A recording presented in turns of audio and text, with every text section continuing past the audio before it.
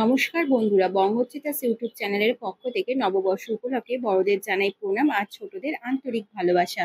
আশা করি আপনারা সবাই ভালো আছেন, সুস্থ আছেন।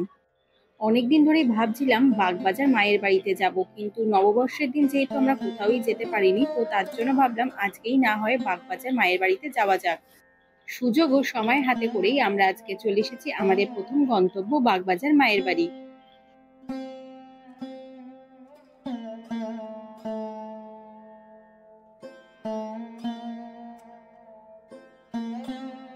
উদ্বোধন প্রকাশনীর ঠিক অপোজিটে যে রাস্তাটা চলে যাচ্ছে সেই রাস্তা ধরেই চলে এলে আপনারা পেয়ে যাবেন বাগবাজার মায়ের বাড়ি।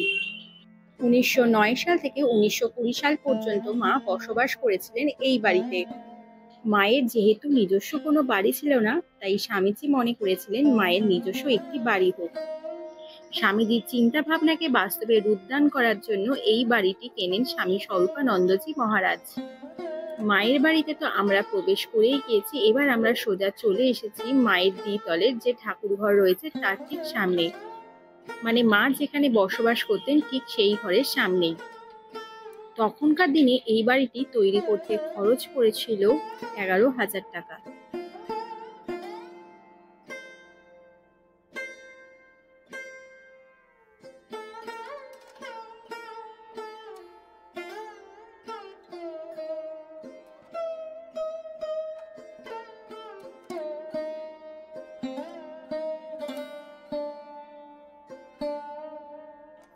বাইরে যতই গরম পড়ুক না কেন, মায়ের মন্দিরের ভেতর প্রবেশ করলে মনটা যেন ভীষণ শান্ত ও স্নিগ্ধ হয়ে যায়।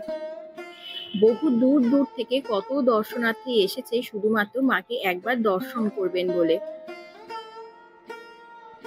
সকাল সকাল এই মায়ের বাড়িতে চলে এলে মাকে ভালোভাবে দর্শন করে প্রণাম করা যায়, না হলে বেলা বাড়ার সঙ্গে সঙ্গে ভিড় হওয়ার জন্য কিন্তু ঠিকভাবে প্রণাম করাও যায় না।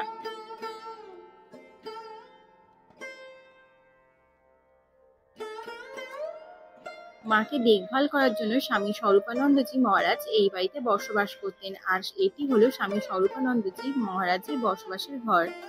আজকে আমরা স্থির করেছি এখান থেকেই দুপুরের ভোগ প্রসাদ গ্রহণ করব। আমাদের মতো বহু দূর দূর থেকে আগত দর্শনার্থীরাও অনেকেই আছেন যারা এখানে দুপুরবেলার ভোগ প্রসাদ গ্রহণ করবে বলে দাঁড়িয়ে রয়েছেন।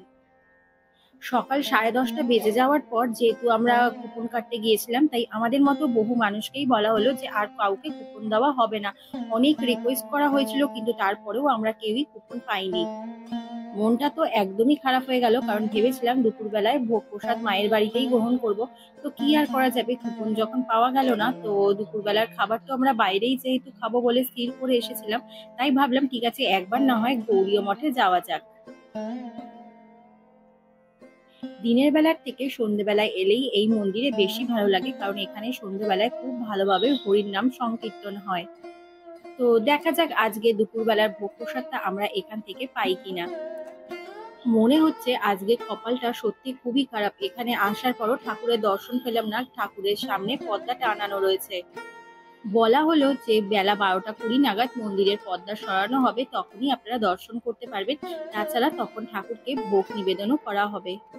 কি করব, বাইরে এতটাই গরম লাগছিল, তো যার জন্য আমরা একটু এখানে বসেও নিলাম।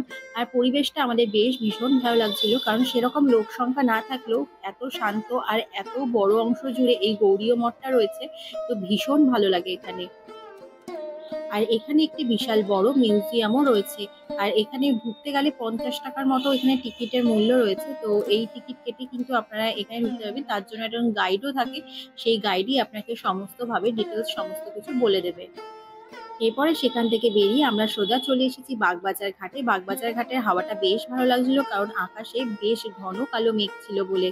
ওই রাস্তা ধরে হাঁটতে হাঁটতে আজকে সোজা চলে এলাম আমরা বাগবাজারের মোড়ে। আর এখানে একটা জগন্নাথ বলরাম সুভদ্রা দেবীর একটি মন্দিরও রয়েছে। আর এখানে আপনারা পুজোও দিতে পারবেন, পুজোর জন্য এখানে বিশেষ ব্যবস্থা রয়েছে। ঠাকুরকে দর্শন করার পর ঠাকুরের প্রসাদও আমরা এখানে পেয়ে গিয়েছিলাম।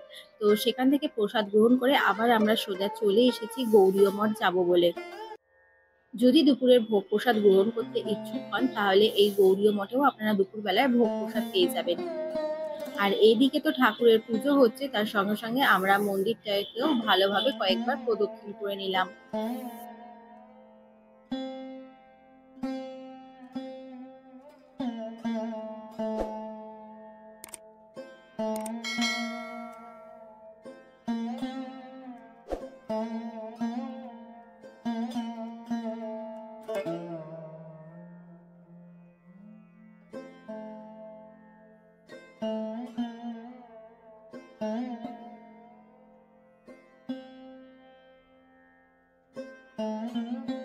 ঠাকুরকে ভোগ নিবেদনের জন্য এখানে আরতি চলছে, তাই আমার সাথে সাথে আপনারাও ঠাকুরের দর্শন করে নিন।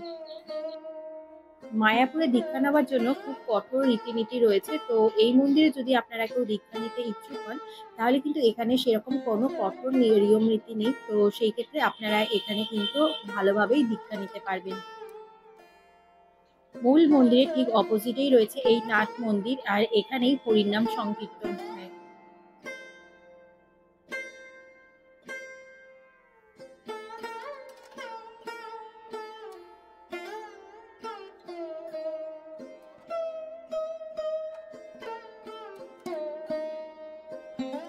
বাইরে খুব গরম, তাই ভেতরেই বসে পড়েছি। আর এইদিকে দেখলাম আমাদের মতো যে সমস্ত দর্শনার্থী মায়ের মন্দিরে প্রসাদ পাননি, তারাও কিন্তু এই মন্দিরে এসে কুপন কেটে অপেক্ষা করছেন প্রসাদ গ্রহণের জন্য। আর এইদিকে তো আমরা কুপনও কেটে নিয়েছি, কুপনের মূল্য হলো 90 টাকা মাথা পিছু।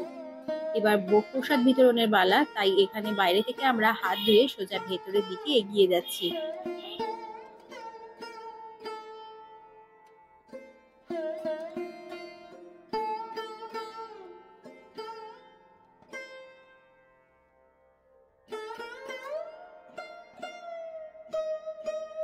আমরা প্রত্যেকেই আমাদের আসনও গ্রহণ করে নিয়েছি, আর এদিকে বসে আছে বহু দর্শনার্থী যারা দূর দূর থেকে এসছে। এছাড়াও গৌড়ীয় মঠের যারা দীক্ষিত সেই সমস্ত মানুষজনও এখানে বসেছেন, যারা ভোগ প্রসাদ গ্রহণ করবেন বলে।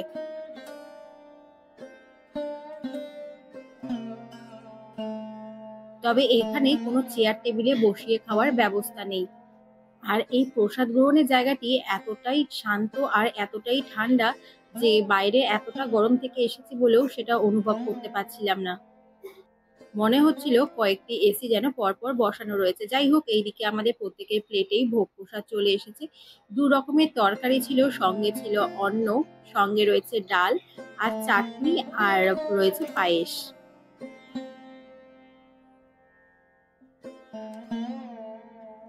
আপনাদের কাছে আমি একটু অনুরোধ করছি, আপনারা যে কোনো মন্দিরেই যান না কেন, কখনো প্রসাদ নষ্ট করবেন না।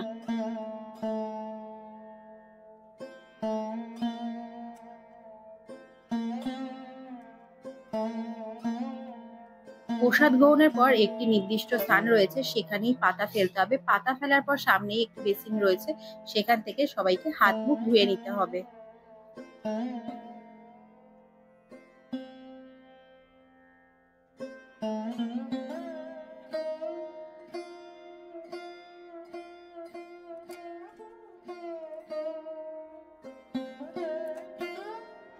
প্রসাদ গ্রহণের পর বাইরে বেরোতে বেশ গরম লাগছিল। তো যাই হোক, অগত্যা শেষে কিন্তু আমরা প্রসাদ পেয়েছি।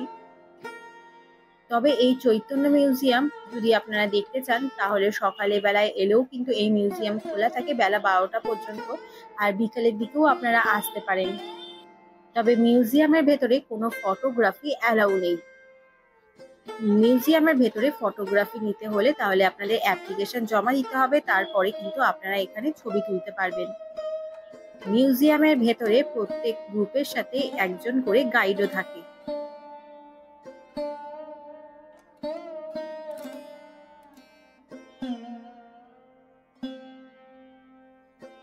মন্দিরের ভেতরটি যতটা সুন্দর দেখতে, মন্দিরের বাইরের প্রাঙ্গণও দেখতে ততটাই সুন্দর। মন্দিরের ভেতরের প্রাঙ্গণটা যতটাই সুন্দর, বাইরেটাও দেখতে ততটাই সুন্দর। 30শে এপ্রিল থেকে এখানে চন্দন যাত্রা শুরু। তো যাই হোক, ভোগ প্রসাদ গ্রহণ করে এবার আমরা বাড়ির পথে রওনা দিলাম। আমার এই ভিডিওটি দেখার জন্য সবাইকে অসংখ্য ধন্যবাদ। ভিডিওটি যদি ভালো লেগে থাকে, চ্যানেলটিকে লাইক, শেয়ার, কমেন্ট আর সাবস্ক্রাইব করতে ভুলবেন না। দেখা হচ্ছে পরবর্তী ব্লগে।